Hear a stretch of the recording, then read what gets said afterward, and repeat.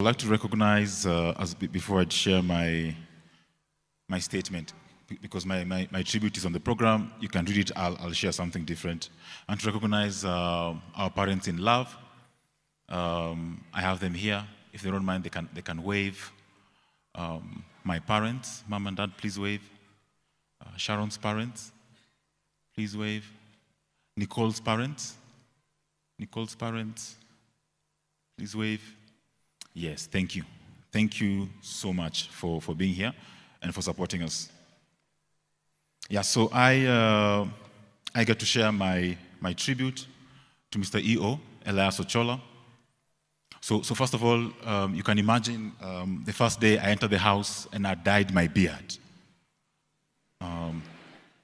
Dad looked at me and said, "What is it?" What is it in Luo is Enango. What is it, Willis? Because he always felt I'm surprising him. I'm doing the crazy stuff. Initially, I dyed it half. He told me, you're becoming crazy. Or are you going through midlife crisis? You know, when they say men are approaching 40, they start doing things. So I actually asked him, you, what did you do? I hear people do things. He told me, I don't remember, Willis.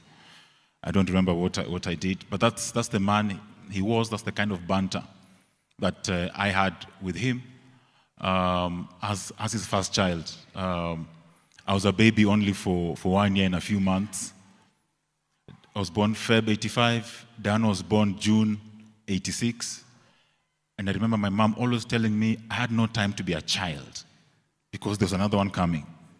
So I had no time to be a child. And Dad has always told me, "Willis, you know you're the big one. You're not a child. You're not the child of the house. So behave like the big one." I never knew what that meant. And in this season, I don't know, that word, behave like the big one, is ringing very well for me. So I want to talk about just some banter that we used to have with Dad. And then I'll give you 3 key points for celebration. So throughout Dad's life, he would talk about work. He did things with passion. So currently, his workplace was Brookside Dairies. And for those of you who don't know, fantastic employer. There's no retirement age.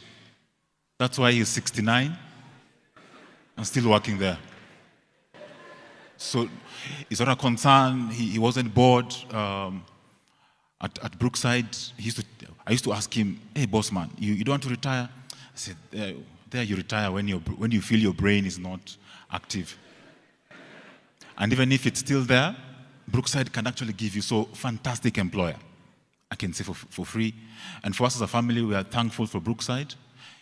If you didn't know, Brookside, for the level where Dad was, used to pay for our school fees.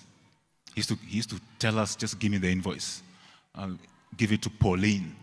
We knew Pauline from when we were teenagers. We were young. I'll give it to Pauline. Make sure it's accurate, because he told us he doesn't want integrity issues. He used to say in the office, "Willis, I'm a straight man. I don't want integrity issues."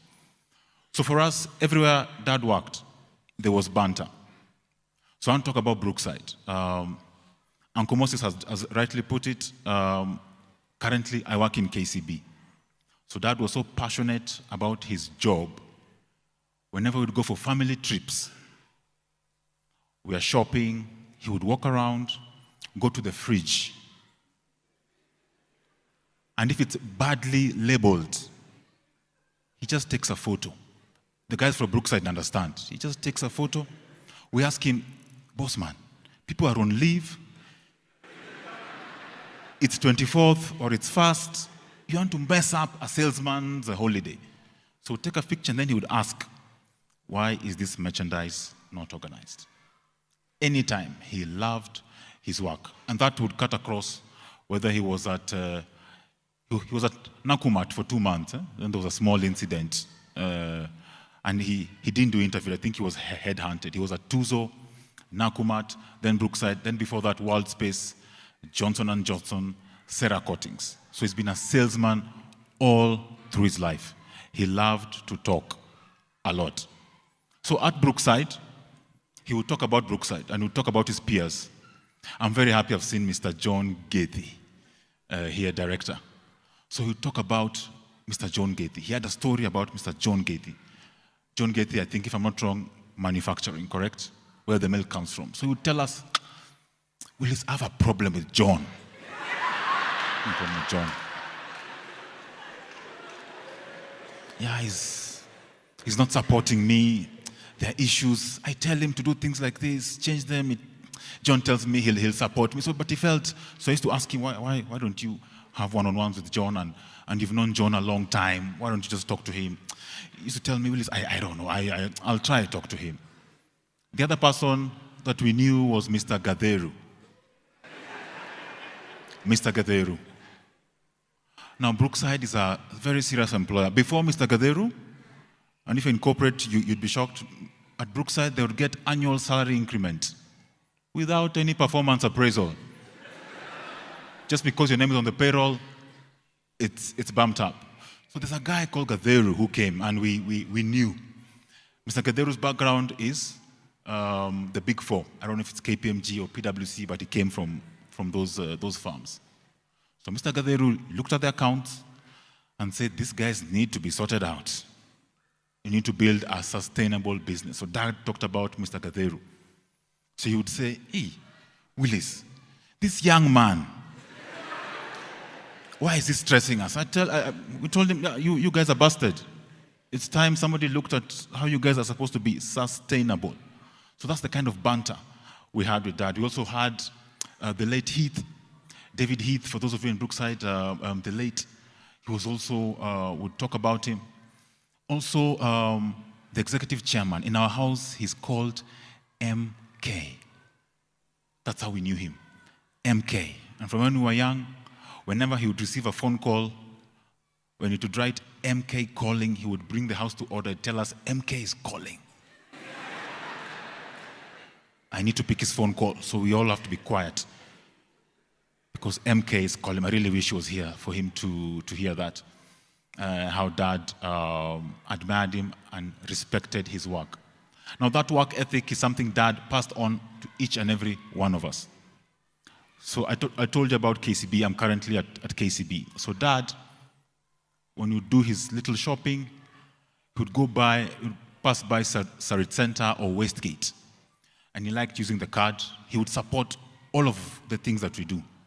So whenever I would go to some shops in Westgate or Sarit, doing a shopping, he uses his card. And he would request for the KCB PDQ. So when he requested for the KCB PDQ and then it doesn't go through, he calls me. He calls me. Tells me, Willis, how are you? I tell him, Dad, I'm fine. Willis, these machines of yours are useless. I'm here, I'm trying to pay.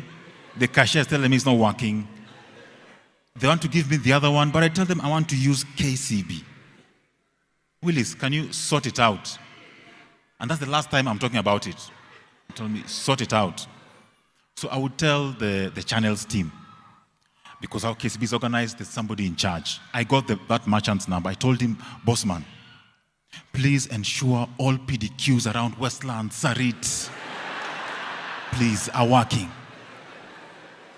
I used to tell them, I don't want my stakeholder calling me to ask me about PDQs not working.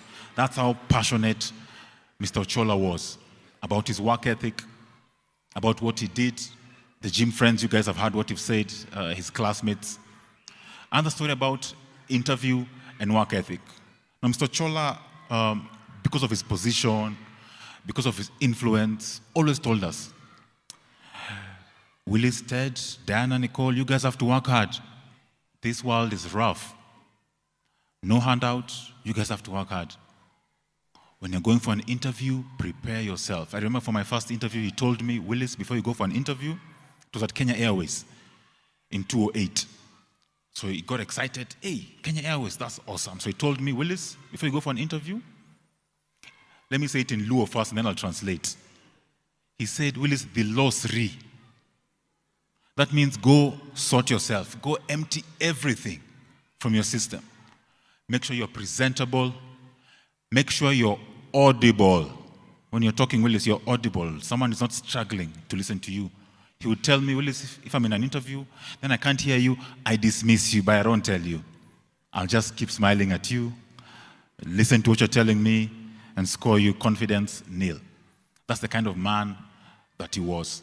So I'll quickly go through the things I want to celebrate before I finish off on the events of June the 8th. So 3 things for me. Number 1, Dad was an authentic human being, truly authentic. What you see is what you get. And we've had that consistently from everybody. He was an authentic human being, difficult to get. When you're getting married, I remember he also told the same story. He always told me, just before I got married, now the official wedding, tell me, Willis, I don't want to be embarrassed. I don't want Angie's dad to call me. I don't want Angie to call me to complain about you. I've tried my part. I've not hurt your mom. So please be authentic with your wife. One of the things he said is to be authentic is make sure she has access to your account. You guys see my account? Angie, mom has access. The only time dad would raise an issue, and Ted mentioned it with his account, when he would see very many transactions. So he'd ask mom, what's happening? Mom will tell him, there's some stuff I'm sorting out. But he wanted to see, what is this stuff? What is this value? But mom would always tell him, as long as the account is not depleted, just know there are things that are bringing value. An authentic, transparent man. He would also tell us of his failures, things he went through that he felt he needed to improve on, and something that he always shared that he felt, at least I feel right now, he didn't really have full closure was when he lost his dad in 76. He was a young man. He was 20 years old, and that thing really, really was a tough time for them. That's why my uncle Moses is saying that dad is actually his dad. That thing really hit my dad so hard, he would always talk about it. And that's why for him, as Elder Bosire said, for him, he has seen the goodness of God, and that to him meant he has seen his children and he has seen his grandchildren. He always used to say that, and he would proclaim a blessing on them. The other thing about Dad, about being authentic, was that he was a passionate man. Extremely passionate. Passionate about his work, passionate about his love, passionate about his dressing, passionate about being neat, passionate about everything. He would say, put your whole heart in what you do. Let it not be said that you're doing something 50-50. He used to say heavy. Don't do something heavy. Do it 100%. Commit yourself to something and do it. So he was an extremely passionate man, and that's something that I celebrate as his son. Finally, meticulous. I think you've seen his colleagues here. They talk about his work ethic and how he was extremely meticulous. Now, Dad would go into detail. If you explain to him a project, if you explain to him, for example, when he would ask me, Willis, how is KCB? I tell him KCB is good, but he didn't like such summaries. Willis, what do you mean KCB is good? How is Mr. Russo? So I explained to him the details of work. How is your department? How is your boss? He would tell me, are you getting along with your boss, Willis? You know, your boss is very important. And he would tell me, as you approach certain ages, you might feel you want to be rebellious about your boss, but he would tell me, respect your authority. He always tells me, even if he feels the executive chairman, MK, is wrong, or isn't doing certain things a certain way, he can talk to him on the side.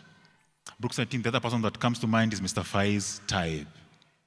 I know he's not here, but Dad also had banter about Mr. Faiz Taib, who I think is currently the COO, if I'm not wrong. Yeah, so those are the 3 things I want to celebrate about Dad. Authentic man, passionate man, and meticulous. Now to quickly go about the events for Sunday. Now on Sunday, as Diana has said, I had a loud scream from my sister Diana, telling me, Dad is dying. Dad is dying. Then the events unfolded, going to Empisha to seek support and to be with my mom, at that time extremely distraught. I remember we had a moment with her in the car. She was about 15 minutes, extremely distraught about the events that unfolded. Then we had the whole church show up at Empisha. Now you notice that this word firstborn is very interesting. I don't know if God ordains people to be firstborns. Now as a firstborn, you're dealing with a lot. When you're at Empisha, the first thing you're dealing with, when I walked in the ER area, 2 medical personnel looking at me like, who are you? So I tell them, this is my dad. So I have to explain to them that. Then within minutes, you're dealing with, we have a car outside the emergency area. My sister doesn't know where the key is. Randy doesn't know where the key is. I can't ask my mom where the key is. Empisha is telling us, you need to move that car. This is an emergency area. You need to deal with it. So those are some of the things we're dealing with. Then the other one that's very interesting, and I never got to know, you only realize when you're front row at the funeral service, just like we are right now, and you guys are here to support us. Where are you going to lay, where are you going to put Dad? You hear bad stories about this morgue. You hear bad stories about this morgue. You hear good stories about this morgue, bad stories about this morgue. So you have to make a decision.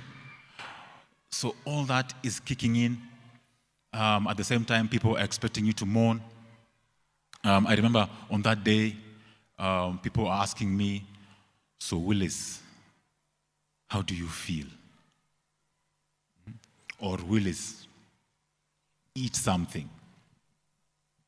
Now, the typical Willis would have a response. My dad is in a fridge, and you're asking me to eat something. That's how Willis would have responded. Or, why aren't you crying? Or, you need to mourn. All of them genuine things. But at the same time, for us as a family and for me myself, I'm sad, I'm angry, I'm devastated. How can Mr. E.O., who on Saturday waved to us, little light banter, I told him, hey, Dad, you're due for a checkup, by the way, in June. And this time I told him, I want to see the results. He used to self-declare the results. He always used to say, guys, hey, kidneys, awesome. Heart, like a young man. Liver, clean. And you guys know I don't drink, eh? Yeah, so even you guys, if you want a good liver, spleen, looking good. I eat my vegetables. This time I told him, Dad, 69, let me, next time, please, let me have a look at your results. So he's actually due for his health checkup this month. However, we thank God for all those years that he has been with us. We thank God for your support, your ministry of presence. When you see me, the whispers of Willis, how you're talking, know that it's your prayers. It has nothing to do with me. Absolutely nothing to do with me. When you see me being able to talk and to give confidence to the family, in such seasons you hear a lot, a mantle has been passed, big shoes to fill. Me, I'll be Willis. Me, I'll continue dyeing my beard. I'll be uniquely myself. I know Mr. E.O. has left a legacy. And I know if he was to wake up, just the kind of life that he led, if he was to wake up and then atiasikie ni heart attack ndio ilimpata, he would be very, very mad. He would be very, very mad because according to him, he did the things you're supposed to do to avoid such a scenario. But we leave it to God. We're living in interesting times, and for us, death has visited us as a family. We thank you so much for giving us this opportunity to be here with us and to present with us. Asanteni sana.